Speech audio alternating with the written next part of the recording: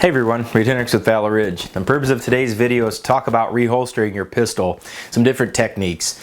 Now, there's two schools of thought when it comes to reholstering your pistol. The first one is that whenever you have drawn your pistol and you've shot and done your thing, or even just challenged the bad guy, keeping your head up at all times and reholstering your pistol, and that's definitely a viable option.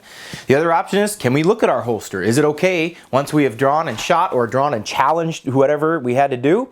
Is it okay to steal a quick glance at our holster and then reholster the pistol?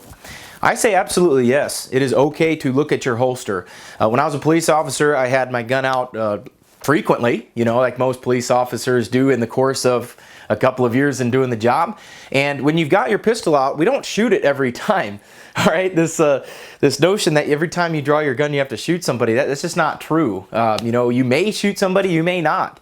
But either way, when we get our gun out, there were many times where I had my gun out at a challenge position on somebody. All right, let me see your hands, don't move, get your hands up, you know, things like that.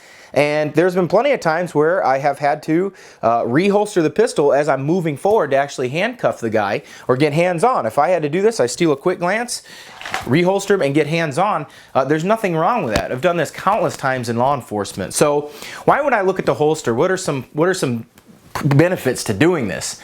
The first benefit, folks, is that sometimes, you know, things travel into your holster. For example, a shirt can get in there. I know it's winter time, or even now in the winter, but in the fall or even the spring, if you're wearing a t-shirt underneath your sweatshirt, or you're wearing two different shirts like some people, all you triple pop collar guys know what I'm talking about out there.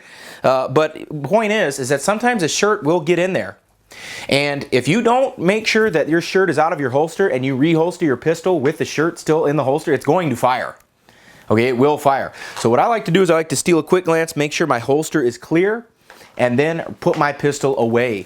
Also, you guys and gals out there wearing jackets, sometimes there's a little cord where you can tighten that jacket up, like those little bungee cords. Those can often migrate in your holster as well. So you gotta make sure that it's clear. Before you reholster, steal a quick glance, make sure it's clear, and reholster.